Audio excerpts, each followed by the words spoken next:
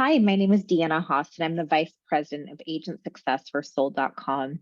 Today, we're going to be talking about best practices around our home valuation referrals. Before we get into best practices, I want to take a couple of minutes and just take a step back to talk through the type of ads that Sold.com runs and our target audience. So with Sold.com, as you remember, our goal is to target potential sellers. And so as much as we would love to run ads that say, if you're looking to sell your home, raise your hand, most consumers aren't doing that, right? They hide behind a wall, they play coy, they don't want to be pushed faster than they're ready. So most companies have to run ads that are a little bit indirect to try to garner people that are potentially taking steps online that may be alluding to the fact that they're exploring the option of selling their home. So our most common type of ads that we run are get a free home valuation and get a cash offer on your property.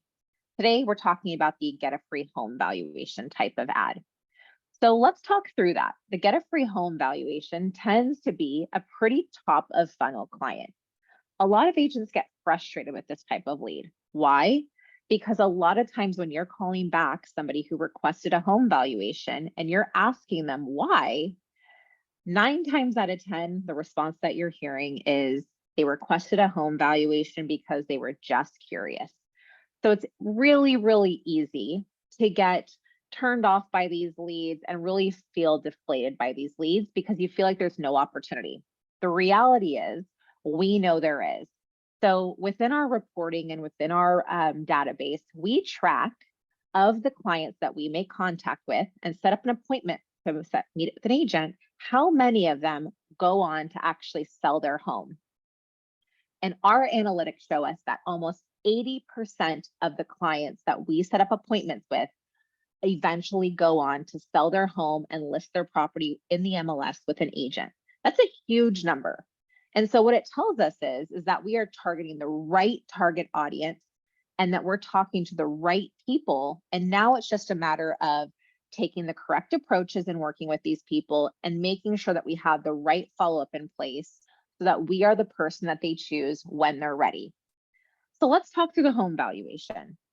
First off, operational flow is consumer comes to our site or sees an ad on one of our advertising places like Google or Facebook and fills out the form that says, I want a free home valuation. Next, we have a concierge team that's going to outbound call them as many times as it takes to get them on the phone.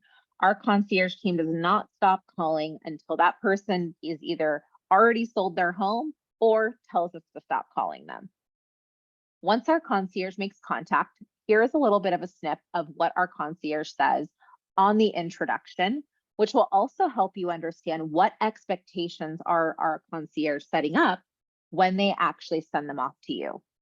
So, hi, my name is Joe with Sold.com. You had requested a home valuation on our site. If you don't mind me asking, what had you interested in learning about your home's value? Guess what? 9 times out of 10, what do we hear? They were just curious. We don't just throw those leads in the trash and stop the conversation because we know 80% of our leads wind up hiring an agent. So we now proceed with a conversation of, great, we talk to people in many stages of their journey. Some are just curious about what their house is worth. Other people are looking for a great agent. But what I'd like to do is schedule a time to have a local agent come out to your house to complete a free consultation with you that's going to include, number one, a free home valuation. That's going to help you understand what's going on in your neighborhood.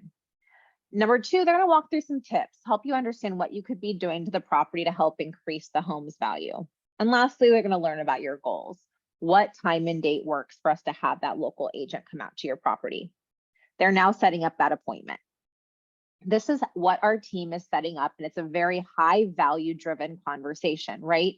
We're talking through the fact that they're going to come out to your home and they're going to give you that home valuation, talk you through what's going on in the neighborhood, talk to you about what you've been hearing in the media. Everywhere they're talking about right now about how home values and how the market and real estate and interest rates. This is a way for you to be their direct point of contact and really be their go-to real estate resource.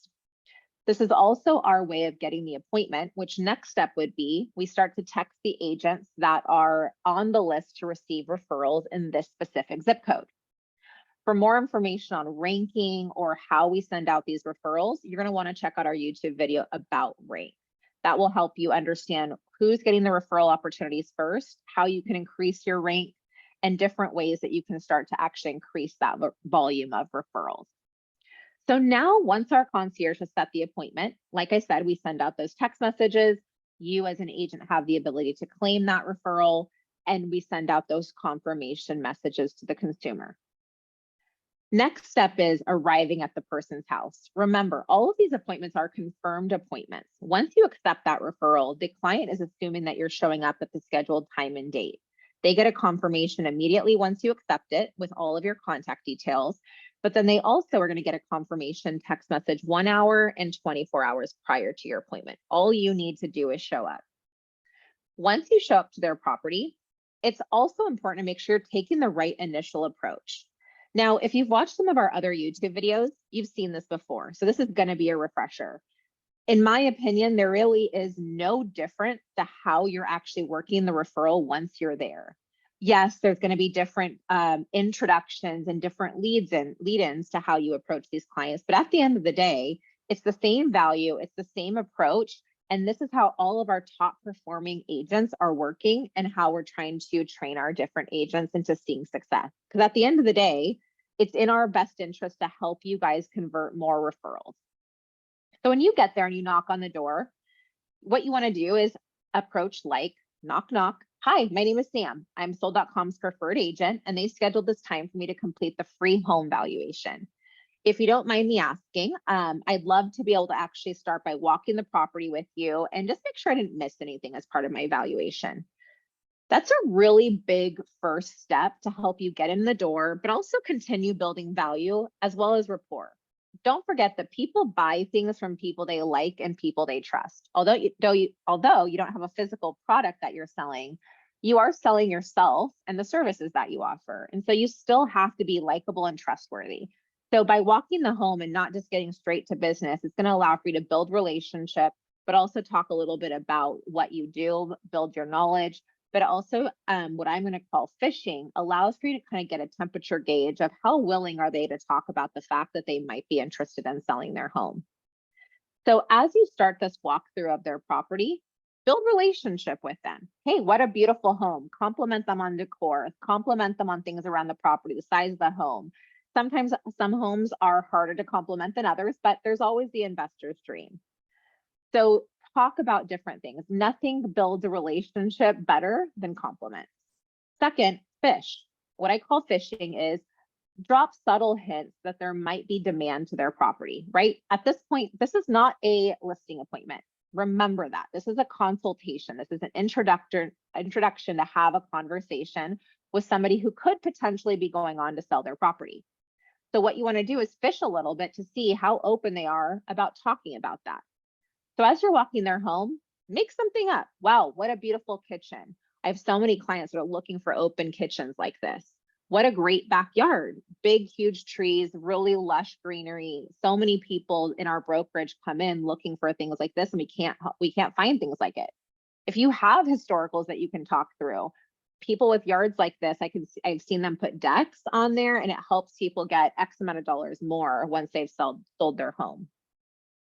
This allows for you to kind of do a psychological check, right?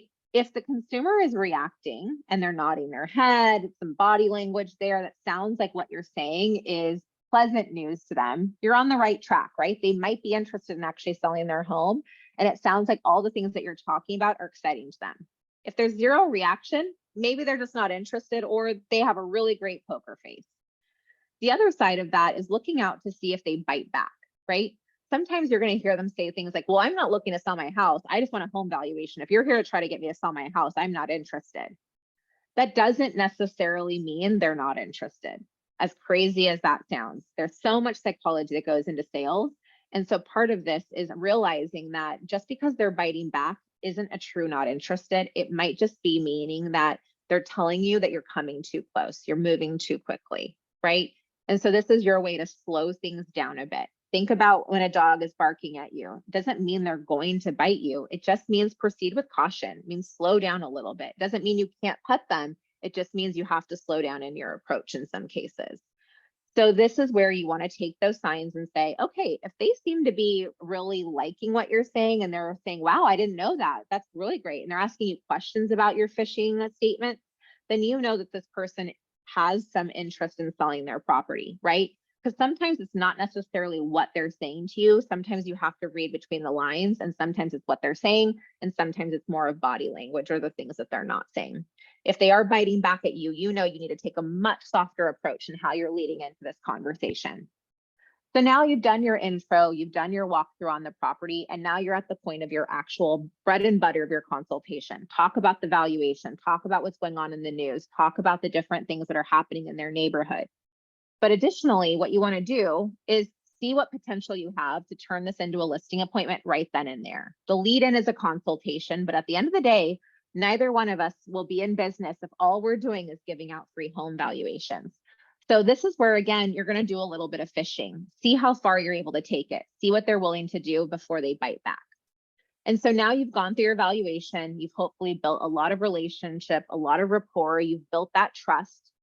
And now you're asking them, hey, if you don't mind me asking, what made you interested in getting the home valuation? Was selling your home something you were thinking about for the future?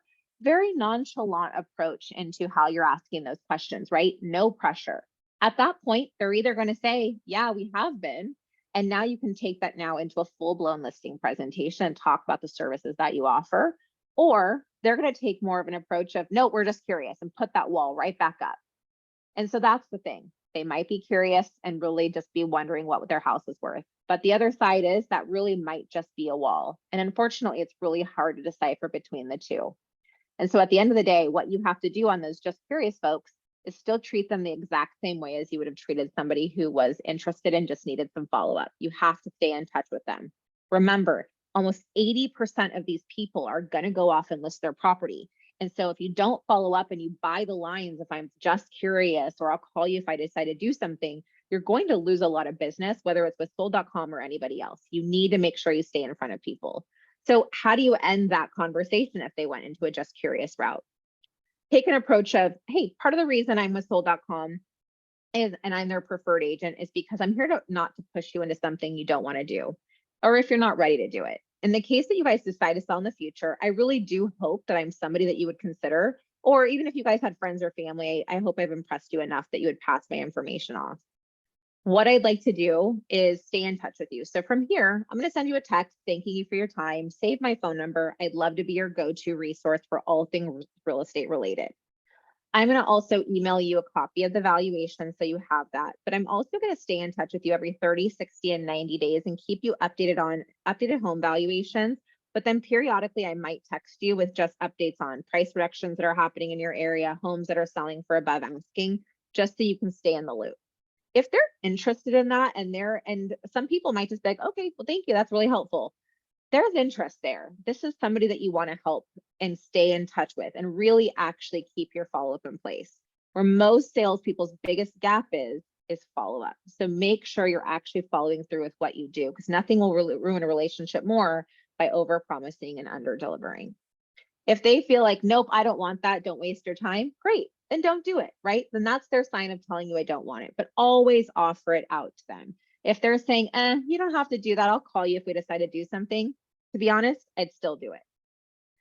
So now if the client says that they're not looking to sell or they never scheduled an appointment, and we take it back to the beginning, right? I can give you all the best practices in the world while you're at the appointment, but what happens if you're never able to actually complete the appointment because the gatekeeper or the person answering the door is not letting you proceed?